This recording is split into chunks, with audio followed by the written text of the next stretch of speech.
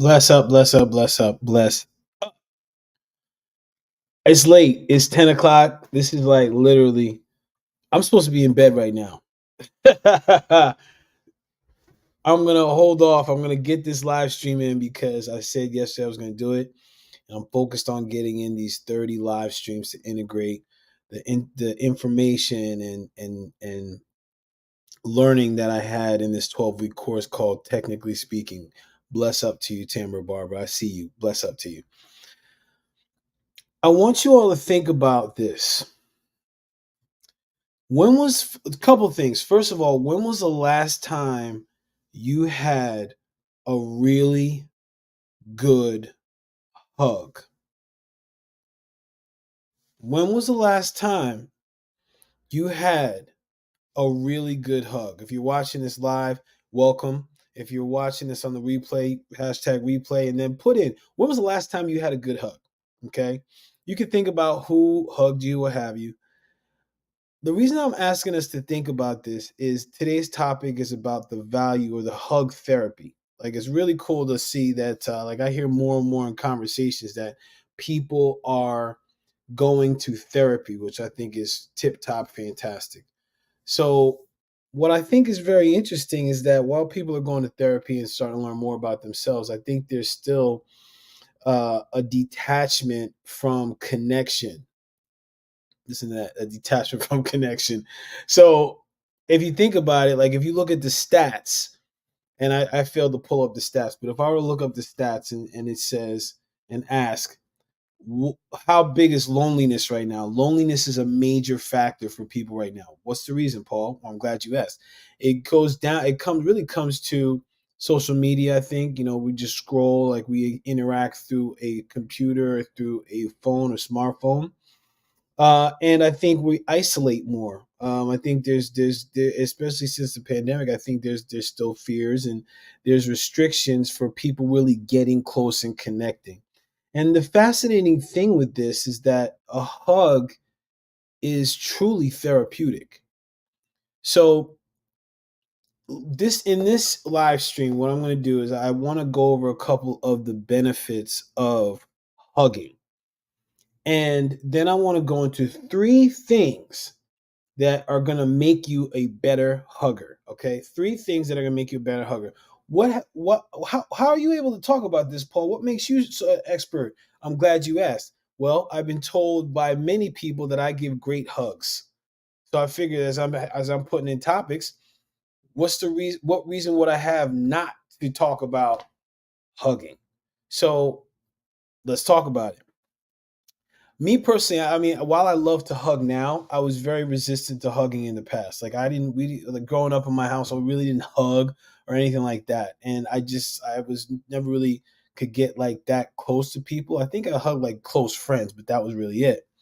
So when I went to this new warrior, this initiation training called the New Warrior Training Adventure, and there was a gentleman there, and you know what? I'm regretting right now that I'm failing to remember his name. And when I remember his name, best believe I'm putting it in the comments because I want to give this man his due. Unfortunately, he passed away.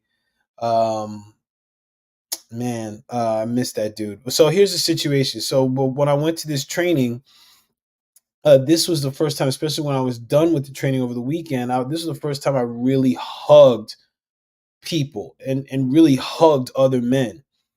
And it was such a really profound connection for me that I was like, wow, I feel and I just feel different. Like I'm more energized, I'm more lifted, I'm more energetic, and my mood is better.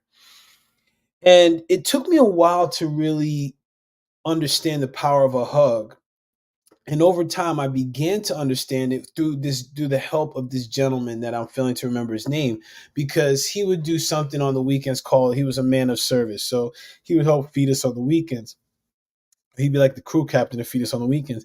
And every time I go to a weekend, there he was. He'd come in, I go to hug him, he'd hug me up. Oh man. And the really interesting thing about this gentleman, right, is that he always had a way of knowing when I was holding back. Cause he'd hug me and he's like, okay, come on, man, let it go. Let it go. And I'd be like, don't know what you're talking about. And then he just keeps saying, like, let it go. And I just be like, ugh. And I just melt. And every time he gave me that hug, the weekend started for me. Like I was able to let down my guard. I was able to be present. I was able to really be there for those other men and for my roles and responsibilities on the weekend. So ever since then, I love to hug because, and I'll explain why in a moment, but I love to hug. So when I really dove into this and like looked at the benefits of hugging, I realized that while it does make me feel great. There's a reason for that. And I wrote down some notes here. So the benefits of hugging, first of all, it releases something called oxytocin. It's really oxytocin. I learned is actually also called the love hormone. Hey. So oxytocin is released when we cuddle or bond. This oxytocin helps to lower the blood rate and lower cortisol levels. I think now in our society we have our cortisol levels are through the roof. Also, if you check out this podcast that I have with another man, Brian Reitgen, we talked about cortisol and the impacts that it has on the body. So highly recommend it. I'll share that in the comments probably tomorrow after when I wake up. So that's one benefit. Also, a couple other things too. The benefits, it also reduces stress, increases happiness. Hugging also conveys feelings of love, comfort, empathy, and it helps people feel more connected. Hugging can also improve mood, reduces feelings, and also, oh yeah, this was a big one, reduces feelings of loneliness. Because I'm a geek and I like to do research, I found this article, Viewpoint Calgary Psychological Services, talked about 9 ways that hugging, that has 9 superpowers rather of hugging. I'm going to read these to you. Stimulates oxytocin. We just talked about that. Cultivates patience, prevents disease, stimulates thymus gland, nonverbal communication. We're going to get in that in a second. Boosts self-esteem, stimulates dopamine, stimulates serotonin, activates parasympathetic system like your calmness, calms your nervous system. So let's talk about, like, now that you know the benefits, let's talk about what are the things that you can do to be a tip top hugger. Here it goes, okay? For rule number 1, all right, or key number 1, consent, okay? Consent for a really good hug is key because if you go to hug someone in this culture, that could be harassment. All right, so you want to be free of just going up and hugging people. I love hugging people, and I know that it's something that I don't want to do to everyone, right? Also, one of the things I learned too, because like sometimes I would just go in for a hug because I was like, oh man, I'm just feeling like a hug, and people be like, yo man, I don't really know you like that. So I learned to back off, or like really in this thing, instead of backing off, I learned to have or give or ask for consent. What does that sound like? Well, it sounds like this. Hey, this is how I say it anyway. Hey, I'm a hugger. You mind if I give you a hug? And people are usually like, yeah, okay. Now, what does that do? First of all, that supports someone in letting their guard down and opening up their space. If someone's like, yeah, I'm really not a hugger. Okay, cool. Then you can just be like, you can do the second key, which I'm going to get to in a second. But you could just really be like, all right, man, cool. I'm glad I asked. Hey, nice to meet you. Or like, hey, I'm glad we had this opportunity together, what have you. So asking for consent opens up the gateway. Now, if the person is like, yeah, I'm open to a hug, go in, right? And don't just like grab, but just like kind of like grab them, hold them by the shoulders, and then just go in, like nice and easy, just going for the hug. But you always want to make sure you get consent, because then that's a buy-in for that person, and it's really the buy-in for you as well. A lot of things that people fail to recognize is that we're energy, right? And one of the things I'm studying right now is about our bodies. I learned about this a lot in yoga, but we have different bodies, like physical body, energetic body, or emotional body, mental body. Maybe I'll do a topic about that as well. But there are these different bodies. So even before we go to connect with someone, our bodies are intermingling. So having that consent, again, really allows the guard to come down and allows the energies of our bodies to begin to commingle. The second key is intention. The second key to being a tip-top hugger is intention. What the heck? Okay, here's how this works, right? Before I go into a hug, I already have something in mind as to what I want this person to feel. It may be one of the reasons I'm a good hugger. I have no idea. But for me, the main reason or the main intention that I have when I hug someone, I want them to know through my hug they matter. Simple as that. I want them to know through my hug that they matter. Now, we talked about in one of those 9 benefits or one of the 9 superpowers of a hug, nonverbal communication. People will be able to feel things through a hug. They'll feel them, right? And there's a quote that I love, this quote by Ann Hood. It says, I have learned there is more power in a hug than in 1,000 meaningful words. Now, remember before, I asked you, I said, listen, when was the last time you had a hug? And if you can remember, then chances are maybe that hug was good. If it was good, what did you feel? What did you feel when you got that hug? Was there a communication going? Was there a way that you were able to calm? Was there like a message maybe you felt in that hug? If so, this is what I'm talking about with intention. A lot of times when people just go to hug, it's almost out of obligation. And you know how those hugs, it's like they go to hug and their booty sticking out. They're like, hey, and they hug up and they hug up high, right? They hug up high on the shoulders, like, oh, hey. No, man, a hug is like I'm going cross body, pang. I'm pulling you in. All right. That's another piece. I'll get into the technical stuff in a minute. But so we got the first key is consent. Second key is intention. Have an intention. What is something that you want this person to feel when you go to hug them, connect with them? The third one, okay, the third key to being a tip top, really good hugger is the fit. You fit in, all right? What fit in? Like I just said, that surface hug where it's at the top of the back, like, oh, hi, ah. Yeah, that's it's all right. But when we're talking about fit, when you're going for a hug, you're going cross body, all right? Almost like you're trying to connect your hands behind you. When you're doing that, it gives you an opportunity to start to fit. You'll notice that when you really connect with someone, and then like if you stay in a hug for a little bit, you may start to notice that your body will start to nestle in. You'll start to find. Even when like if you're hugging someone shorter or taller, there's like this little piece right here. It's almost like your head can fit in here. Like you could be like, oh, hey. Sometimes you can also do something called the heart hug where you hug the opposite way. So your left hand is high, your right hand is low, and your heart connects to the other person.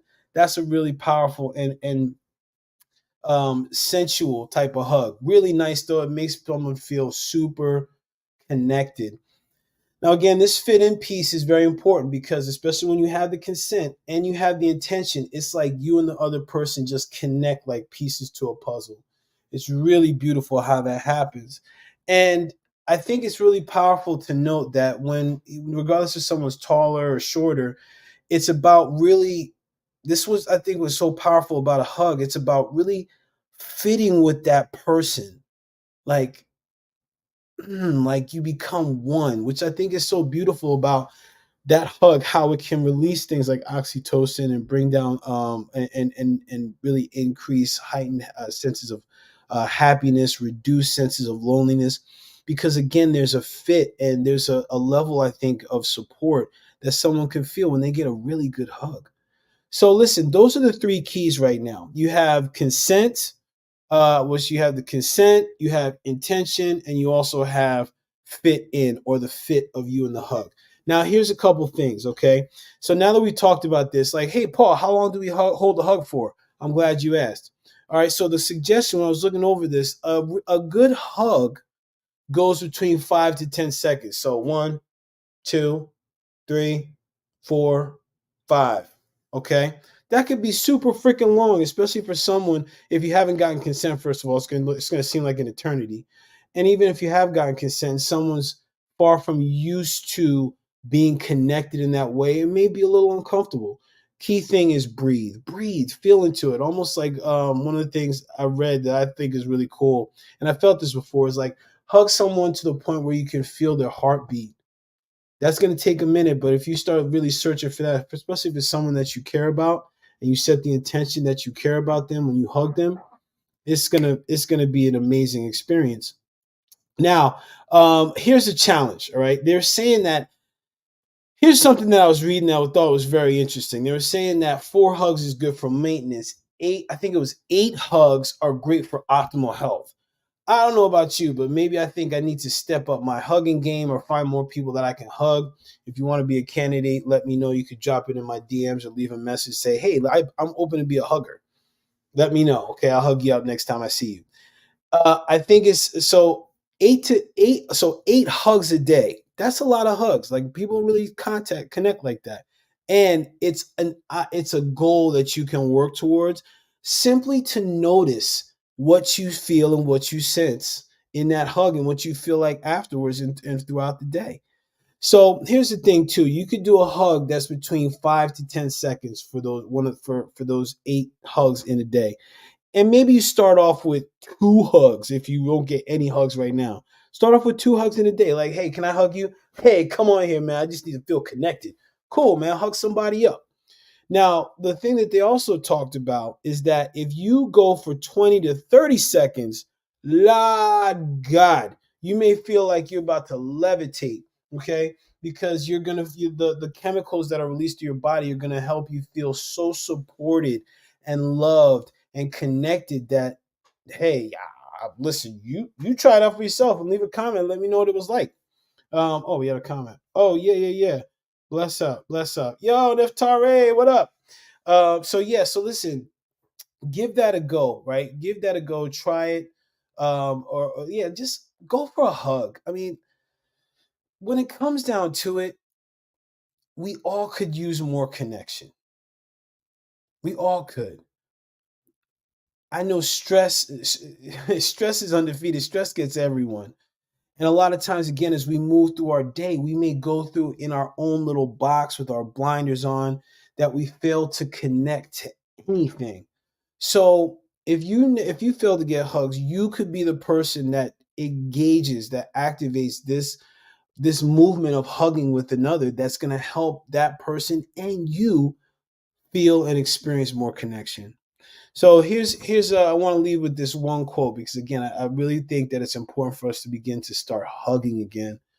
Hugging is the most beautiful form of communication that allows the other person to know beyond a doubt that they matter. All right. Bless up, everybody. Thanks for watching. If you're watching the replay, hashtag replay, thanks for tuning in. Give me feedback. Listen, I'm going to be doing this public speaking thing more often. So if you have experience in it or you had experience listening to me, I'd love to hear your feedback so I can keep getting better. And if there's a topic that you want me to cover within these 30 live streams that I'm going to do, send me a DM or write in the comments like, hey, Paul, can you talk about this? I got a good amount of stuff coming up because I had people chime in about this before. So just to give you a heads up, so I got some of the topics. Bouncing back from divorce, raising resilient kids, what is true freedom, words create reality, relationship between mind, body, spirit, embodiment of a yoga pose. I'm looking forward to that one. Midlife challenges, what is a body? Remember, I was talking about bodies before in this right? I'm studying about something called light bodies, a lot of fascinating information that most people are never taught when it comes to our what we are, what we have as far as our physical form. Also, a topic called the should spell, because should is one of the most toxic words in the English language. The power of the story. And also, I have a topic I'm going to cover called I don't like you, the hidden resistances in relationships. So, listen, I appreciate you all. Thank you, thank you, thank you. If you like this, you thought it was valuable, share it with a friend, share it to your page. I appreciate you. Thank you, thank you, thank you. Yeah, yeah, yeah. That's yeah. Hey, look, you know what? I get it. I love a hug too. I love hugs. It's like one of the best things. And especially, listen, if you're a good hugger, hug someone. Let Allow them to experience what that hug is like. Allow them to experience that connection. And so, Neftari, like when you go out, hug a couple people tomorrow. Let them know what it's like. All right. Bless up, everybody. Thank you, thank you, thank you. And until next time, peace. Later.